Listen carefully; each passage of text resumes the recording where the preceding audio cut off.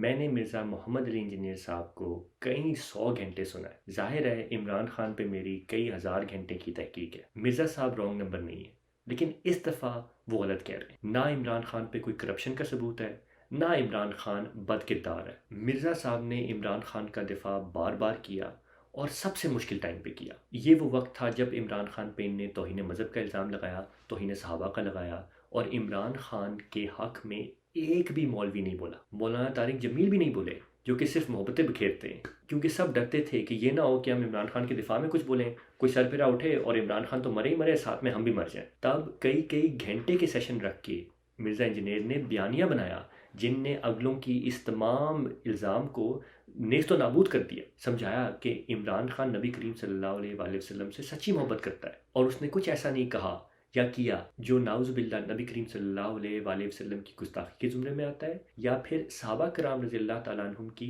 गुस्ताखी के ज़ुमरे में आता है। यहाँ तक कि डॉक्टर इसरार अहमद से भी, जो कि मिर्ज़ा साहब अपने बड़े उस्ताद में शुमार करते हैं, उनसे भी खुलकर इमरान खान के मामले में मुखालफत की। डॉक्टर इसरार अहमद इमरान खान को यहूदी मानते थे और मिर्ज़ा इंजीनियर साहब ने कहा कि इमरान खान यहूदी नहीं है, और इसकी दलील ये दी कि देखें, ये जो पिछले 20 साल गुजरे, उससे पहले भी इमरान खान हमारी नज़रों में था, 50 साल तक पब्लिक लाइफ में था, लेकिन उसके बाद 20 साल हमने और देखे। डॉक्टर इसरार के बाद भी हमने देखा कि इमरान खान ने कोई ऐसा काम नहीं किया कि जिससे समझ आए कि वो यहूदी लॉबी का हिस्सा है, बल्कि उसने यूएन में इस्लामोफोबिया डे बताया और यूएन की वो स्पीच की, और इन सब बातों का जिक्र और इनकी तारीफ मिर्ज़ा इंजीनियर ने कई घंटे लगा के की है। मिर्ज़ा इंजीनियर साहब ने कल ये भी कहा कि 2024 में वो इमरान खान को वोट देंगे अगर इमरान खान ने जेल से कोई डील नहीं की। ना मिर्ज़ा साहब इस्टेब्लिशमेंट के टाउट हैं, ना वो किसी से पैसे लेते हैं, बल्कि उनने तो अभी तक कोई अपनी चंदा बुक भी नहीं बनाई, क्योंकि दरअसल वो फाइनेंशियल करप्शन को उन 3 बड़ी चीज़ों में शुमार करते हैं जो कि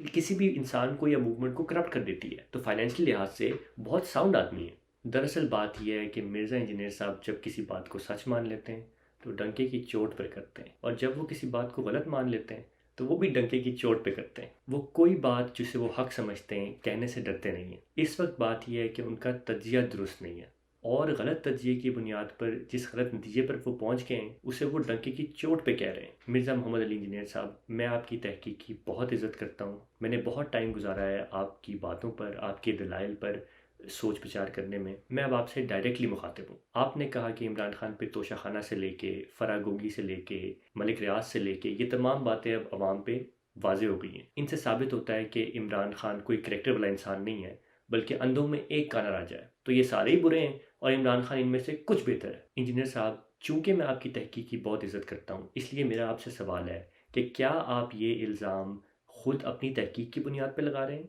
या फिर आप मतीउल्लाह जान और तलत हुसैन जैसे सहाफ़ियों की कही भी बातों को रिपीट कर रहे हैं, उन्हीं के लगाए इल्ज़ाम आप आगे पहुंचा रहे हैं। मेरा ख्याल है कि आप सिर्फ इन सहाफ़ियों पर भरोसा करके इनकी बातों को दोहरा रहे हैं। आप बेहतरीन रिसर्चर हैं, ये बात मैं मान ही नहीं सकता कि आपने तोशाखाना जैसे इल्ज़ामात पर ख़ुद तहकीक की और आप इस नतीजे पर पहुंचे कि इमरान खान ने करप्शन की है। तोशाखाना वाला केस ले लें। आप मुझे नहीं जानते, इसलिए आपको मैं अपना तज्जिया नहीं दूंगा, अहमद नूरानी साहब का तज्जिया दूंगा। अहमद नूरानी साहब वो हैं जिनने जनरल बाजवा की बैरून मुल्क जायदाद की खबर सबको बताई थी। वो आज अमेरिका में जलावतनी की ज़िंदगी गुजार रहे हैं। वो एक दिहाई इमरान खान पे ज़बरदस्त तनकीद करते रहे, आज भी कई पहलुओं पे वो तनकीद करते हैं, बल्कि जिस वीडियो का मैं आपको हवाला दूंगा उसमें भी वो इमरान खान पे बड़ी ज़बरदस्त तनकीद कर रहे हैं। अहमद नूरानी साहब अपनी वीडियो में कहते हैं कि इमरान खान ने तोशाखाना में कोई करप्शन नहीं की। उनने एक तोहफा 20% देकर लिया, जो कि पहले से बना हुआ कानून था। फिर उनको एकदम से समझ आ गई कि ये बहुत कम है, फ़ौरन कानून बदला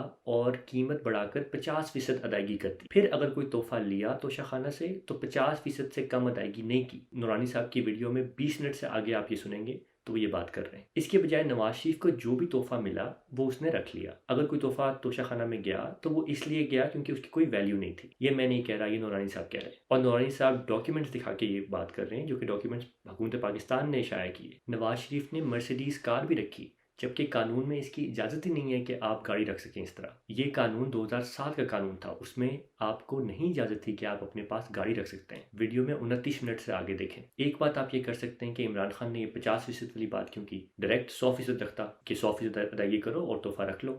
वो बात सबसे ज़बरदस्त होनी थी। तो वो होता तो इमरान खान हमें जो मोरालिटी का अपने आप को पेकर शो करता है, तब वो बात साबित होती। ये मुझे पता है कि आपके दिमाग में ये बात ज़रूर आएगी। दुरानी साहब का तज्जिया ये है कि ये मुमकिन नहीं था कि इमरान खान डायरेक्ट 20% से 100% पे कर देता, इसलिए क्योंकि ज़्यादातर तोहफे ब्यूरोक्रेसी ने अपने पास रखने होते हैं और ब्यूरोक्रेसी ने खान साहब को डायरेक्ट 20% से 100% करने की या उन्हें उनको करने ही देना था। तो ये नूरानी साहब कहते हैं कि जो उस वक्त मुमकिन था इमरान खान ने वो किया और फौरन किया। एक तोहफा उसने लिया 20% पे, उसी से उसको पता चला कि ये कानून क्या है और उसने एकदम से कानून बदला और 50% कर दिया और उसके बाद सब ने तोहफे 50% पे लिए। तो आप मुझे बताएं इमरान खान ने इस केस में करप्शन कहाँ की है, जबकि नवाज शरीफ की करप्शन साबित है। दरअसल तोशाखाना में एक ही चीज़ हकीकतन गलत है और वो ये है कि आप गाड़ी नहीं ले सकते थे, तो आपने गाड़ी कैसे ले ली? क्योंकि नवाज शरीफ की ये बात भी गलत नहीं है, उस वक्त कानून 20% था तो इसलिए नवाज शरीफ ने तोहफे रख लिए और उससे पहले भी तमाम वज़ीर आज़म ने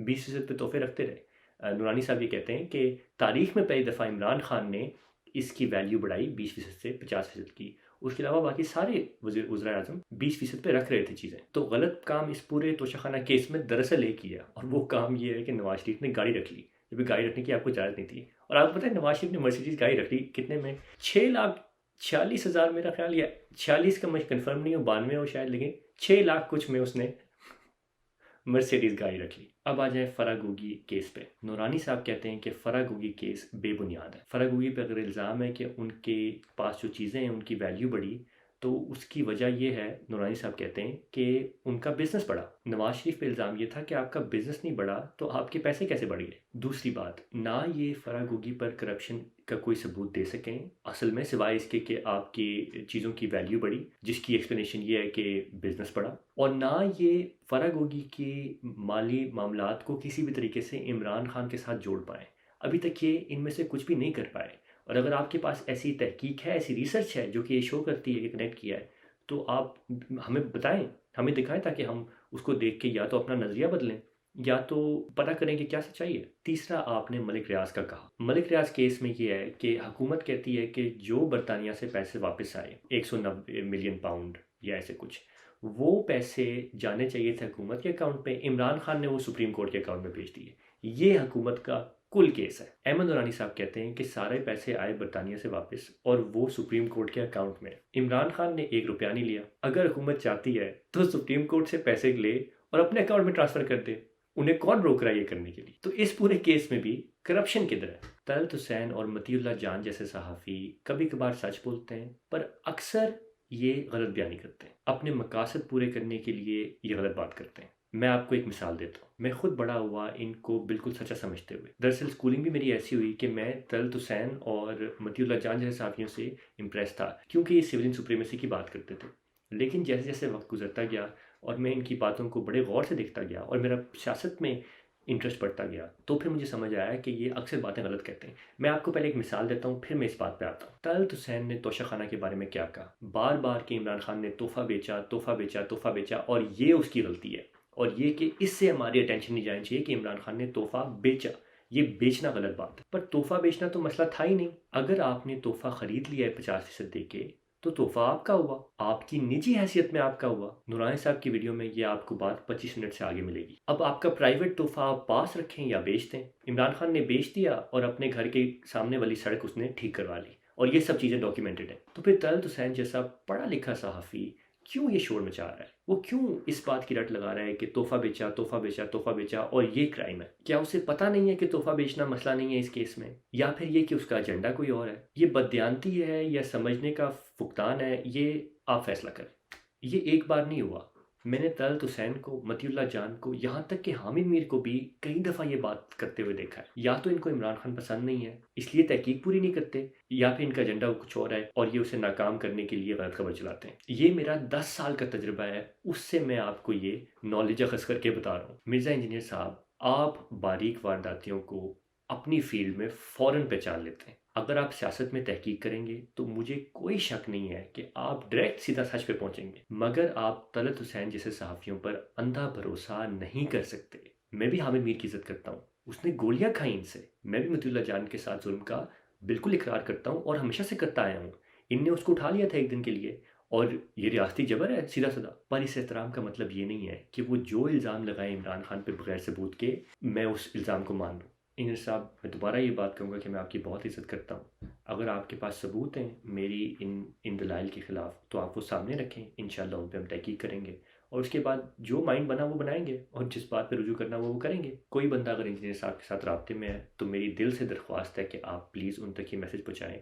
बड़े काम के बंदे हैं, उन्होंने इस मुल्क के लिए बड़ी खिदमत की है और आगे भी करेंगे, लेकिन इस मामले पे वो बड़ा गलत साइड उन्होंने पकड़ लिया है। और मैं आपको एक और मज़े की बात बताऊँ यहाँ जाते हुए, इंजीनियर साहब पता है क्या है, उनकी एक सियासी ट्रिक भी है कि जब उन पे कोई मुखालिफ हमला करता है ना, तो वो मुखालिफ, क्योंकि पाकिस्तान में पता है बहुत 2 नंबर मुखालिफ होते हैं, उनके पास करने को कुछ नहीं होता, वो अगले बंदे को डराने की कोशिश करते हैं। तो वो जब मिर्ज़ा इंजीनियर पे हमला करते हैं तो मिर्ज़ा इंजीनियर आगे से और मुक्के मारते हैं, इसलिए क्योंकि अगर उनने एक स्टेप पीछे ले लिया ना तो ये तो खा जाएंगे क्योंकि वो तो बड़ी अनपॉपुलर बात कर रहे थे ना जब शुरू में वो आए थे 10 साल 11 नहीं नहीं उससे भी पहले 2008 या 9 से वो बाकायदा इस काम में लगे हुए हैं, वीडियो वाले काम में लगे हुए हैं, तो वो तो उनको मारने पे आ जाए।